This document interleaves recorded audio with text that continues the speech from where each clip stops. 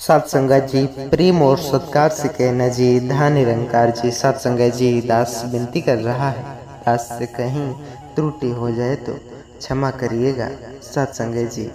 सत्संगत जी अक्सर यह प्रश्न हमें सुनने को मिल रहा है कमेंट के जरिए या गांव के कुछ अजनबी लोगों से।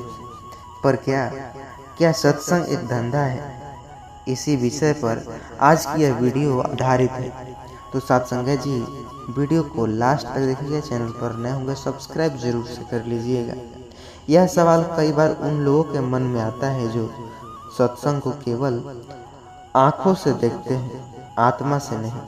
लेकिन क्या आपने कभी सोचा है, आंधी में दीपक को देखा है कभी? वह डगमगाता है पर बुझता नहीं। वैसे ही सत्य भी है। झूठ की आंधियां चलती हैं लेकिन सत्य जलता रहता है।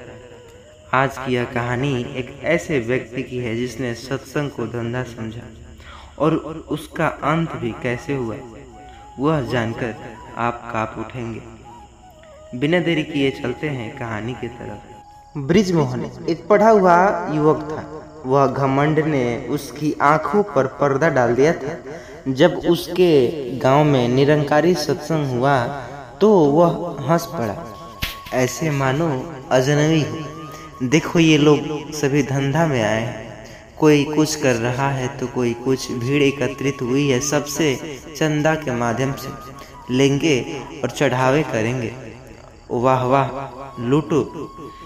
उसने सत्संग में जाना तो दूर, वहां जाने वालों को भी मजाक उड़ाया। पर एक बूढ़ी माँ ने कहा, बेटा सच्चाई क्या है देखने के लिए आंखें चाहिए, घमंड नहीं।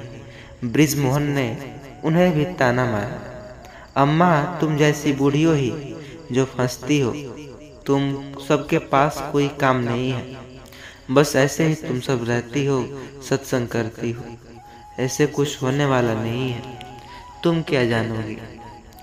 किसी चुनौती ने जो आकर ब्रिजमोहन एक दिन सत्संग में चला भी गया।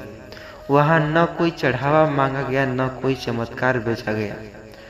बस एक आवाज गूंजी, सच्चा आत्मा, जो सच्चा धंधा आत्मा का है, शरीर का नहीं। दुनिया व्यापार करती है, स्वार्थ का सत्संग करता है, चेतना का। ब्रिजमोहन अजीब असहज हो गया।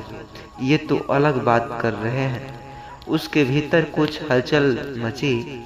सतगुरु बोले, जो कहते हैं सत्संग धंधा है वे बाजार में सच्चाई ढूंढते हैं, लेकिन बाजार बिकता है जो सत्संग संवरता नहीं। जो बिकता है वो धंधा करता है, जो देता है वो सेवा करता है। ब्रिजमोहन के पैरों तले जमीन खिसक आई। क्या अब तक वह बिना देखे ही पत्थर फेंक रहा था? ब्रिजमोहन ने अब ध्यान से सत्संग देखा। सभी सेवाएं जो निस्वार्थ थी, भोजन, चिकित्सा, शिविर, जो शिक्षा, सहायता। किसी ने पैरे जो पैसे नहीं मांगे, किसी ने नाम नहीं मांगा। यहाँ तो लोग लेने लगे, देने लगे आते अपने आप। उसके मन का मिथना जो दरकने लगा। सत्संग में एक दिन चर्चा चली, धंधा तो वो है जो धर्म को बेचे, डर को बेचे, चमत्कार बेचकर भीड़ बिटोरे। लेकिन जहाँ ज्ञान बांटा जाए निस्वार्थ, वहाँ धंधा नहीं सेवा होता है। ब्रिजमोहन ने सोचा, मैं तो खुद अपने घमंड का धंधा कर रहा था। अब ब्रिजमोहन ने सार्वजनिक माफी मांगना शुरू किया। गांव के मंदिरों में जाकर कहा, मैंने झूठी बातें फैलाई, सत्संग को धंधा कहा, पर असली धंधा तो मेरा था। मैं अपने अज्ञान को बेच रहा था, माफ करना। गांव में लोग कांप उठे, कई लोग रो पड़े। सत्संग ने उसे सिखाया सेवा का आनंद, नम्रता का वरदान, सत्य की पहचान, प्रभु का सच्चा प्रेम। अब वह रोज उठकर सुबह अपने गांव में निरंकारी सेवा करता, बिना स्वार्थ, बिना नाम के। जो सत्संग को जो धंधा समझता है, उनका विनाश तो धीरे धीरे भीतर से शुरू होता है। शंका से भरोसा मिटता है, भरोसे से प्रेम मिटता है, प्रेम से जीवन सुख मिटता है। बृजमोहन ने देखा जो लोग सत्संग का मजाक उड़ाते उनका जीवन सूखता जा रहा था। बेटा, एक दिन सतगुरु ने कहा, बेटा बाजार में जो बिकता है वो खत्म हो जाता है, लेकिन जो सेवा करता है वो प्रभु का हाथ बनकर जाता है। जो प्रभु का हाथ कभी नहीं रुकता। बृजमोहन की आंखों में आंसू तो आ पड़े। उसने सतगुरु के चरणों में गिरकर कहा, अब मुझे जीवन भर सेवा का धंधा करना चाहिए, आत्मा का जो कि स्वार्थ का। क्या आप भी, सवाल यही थे, क्या आप भी बिना सोचे समझे सत्संग को धंधा कहते, या आप सत्संग जो सेवा का हाथ बनेंगे, क्या आप भी सचमुच जानेंगे?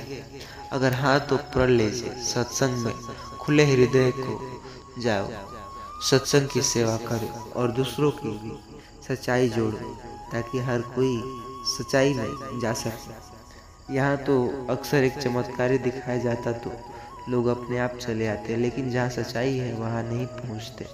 तो साथ संगत जी, प्रेम से कहना जी, धन्य निरंकार जी। आशा करता हूँ चैनल पर नए होंगे, सब्सक्राइब जरूर से कर लीजिएगा और इस वीडियो को सभी के साथ शेयर जरूर करिएगा। साथ संगत जी, सुबह जब हम उठते हैं तो सबसे पहले प्रणाम करते हैं, सत्संग करते हैं, सेवा करते हैं। पर क्या आप जानते हैं, हम सब लक्ष्मी जी को चाहते हैं, लेकिन शायद ही कोई समझता है कि लक्ष्मी केवल पैसों की देवी नहीं, बल्कि पवित्रता, परिश्रम और प्रकाश की चेतना है।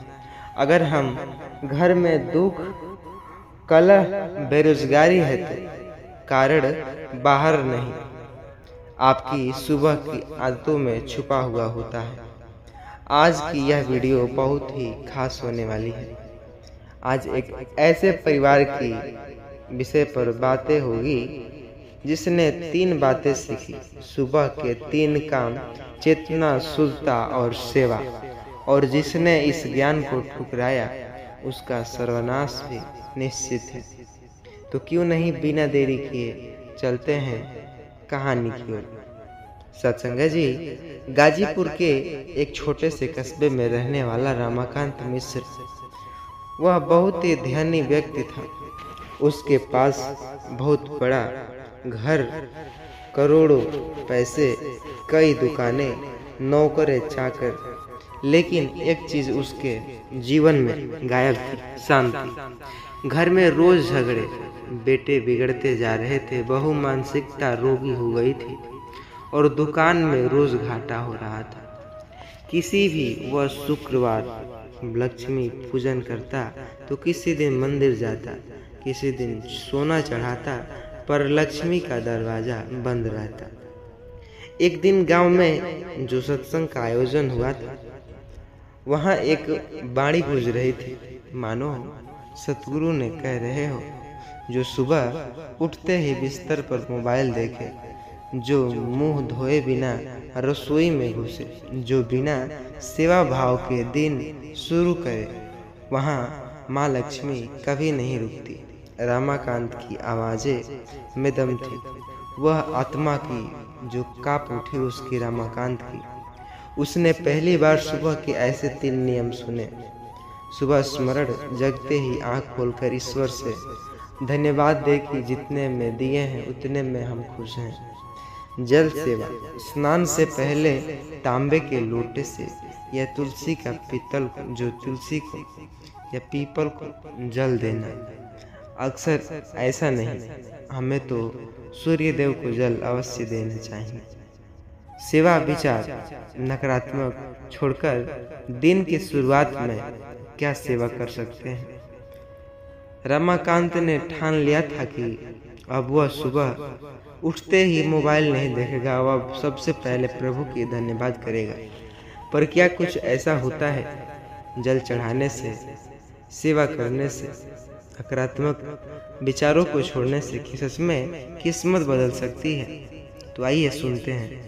पहले दिन से उसने देखा कि बहू ने पहली बार मुस्कुराते हुए वह शांति उसके चेहरे पर मौजूद थी जो मानो हजारों दिनों से नहीं थी उसके चेहरे पर। दूसरे दिन बेटे ने पहली बार बिना गाली के नाश्ता किया।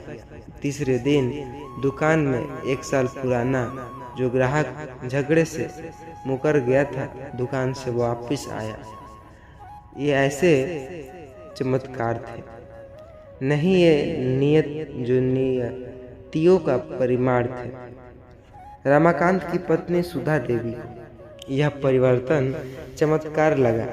जो चमत्कारी उन्होंने भी सुबह उठकर सबसे पहले जैसे किए वैसे किए, निरंकारी बड़ी का जो ध्यान सत्संग किया, स्मरण किया प्रभु को, और फिर घर के सबसे छोटे बच्चों के पैर छूकर आशीर्वाद लेना शुरू किया।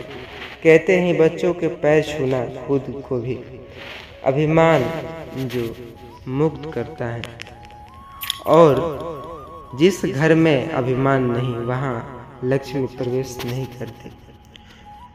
दूसरी ओर रमाकांत का जो पड़ोसी चंदरलाल उसका मजाक उड़ाता था। वह रोज सुबह देर तक सोता, उठने ही गाली देता, मोबाइल्स पर अश्लील वीडियोस देखता।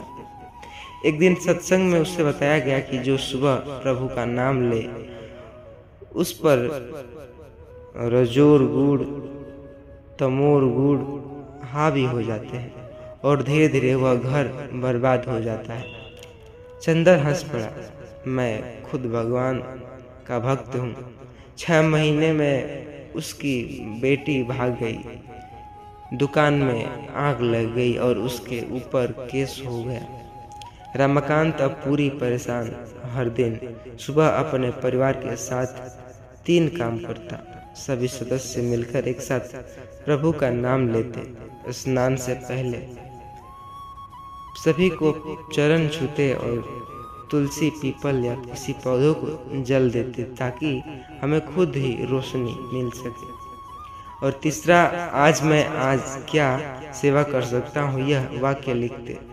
उस अमल करते उसको धीरे धीरे घर में प्रेम बढ़ा, स्वास्थ्य सुधरा और जो हुआ दुकान में घाटे थी वह मुनाफे में बदल गई। लक्ष्मी को वो नहीं जो अलमारी में बंद हो, लक्ष्मी वो है जो आंखों में शांति, रसोई में स्वाद और घर में हंसी बनकर बरकरार रहे। रमाकांत की आंखों में आंसू गिरने लगे। आज मैं सचमुच धनी हूँ, उसने कहा।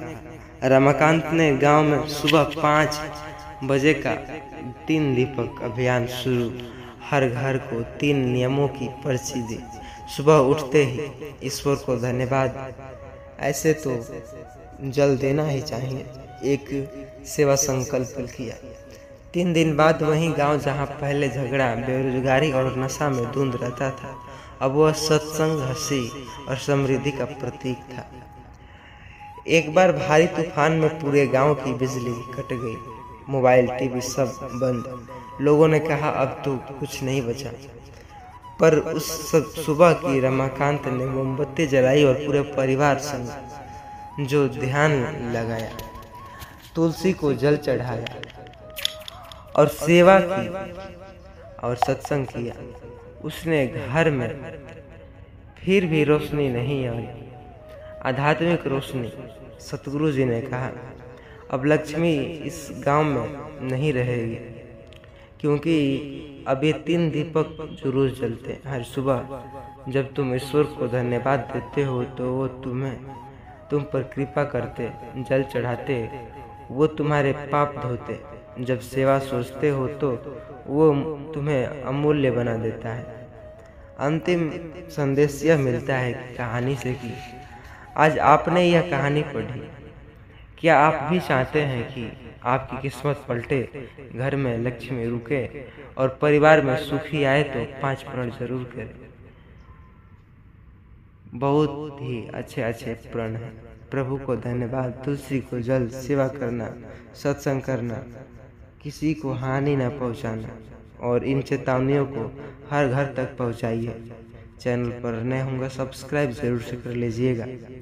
कहानी को अच्छा लगा हो तो लाइक करिएगा, शेयर करिए ज़रूर व्हाट्सएप के जरिए, क्योंकि आपके शेयर से ही सभी को आनंद, सभी को आपको जो सुख देने की लालसा हो, जो मन हो, क्या आपने सोचा है कभी कि कैसे उसकी मदद करें?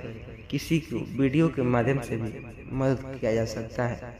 सत्संग जी, प्रेम सत्कार से कहना जी।